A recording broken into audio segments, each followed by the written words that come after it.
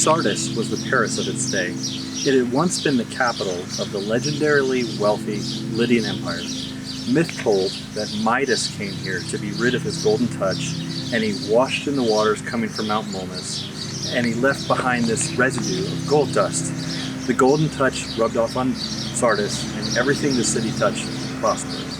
Sardis was a center of finance in the ancient world. Some historians believe that pure gold was so commonplace under King Croesus that Sardis became the birthplace of currency. Life was good and luxuries abounded. Treasure hunters have scoured the hills for centuries looking for the rumored mountains of treasure that King Croesus hid. Yes, life was good in Sardis. However, Jesus told the church in Sardis that they were on their last legs.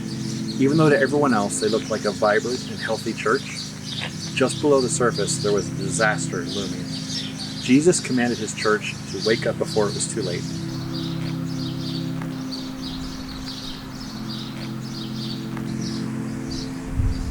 Every resident of Sardis and its surroundings would have known exactly what Jesus was referring to when he said to wake up.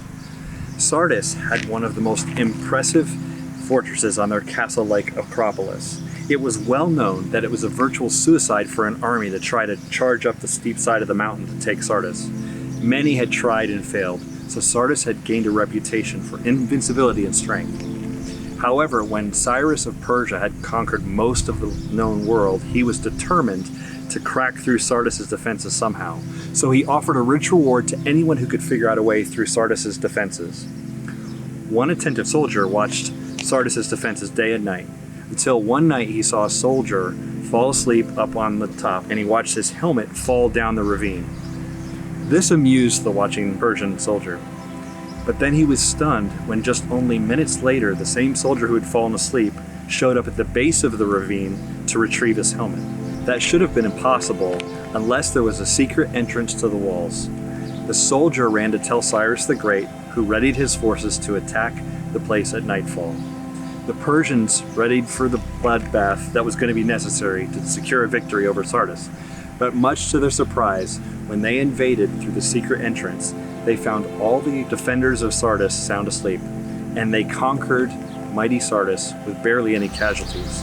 400 years later, the Greek king Antiochus remembered the ancient stories of Cyrus and wondered if he could break into Sardis the same way. Much to his shock, he again attacked the invincible city and broke through the vaunted impregnable walls, and again found the defenders of Sardis sound asleep. So much for reputation.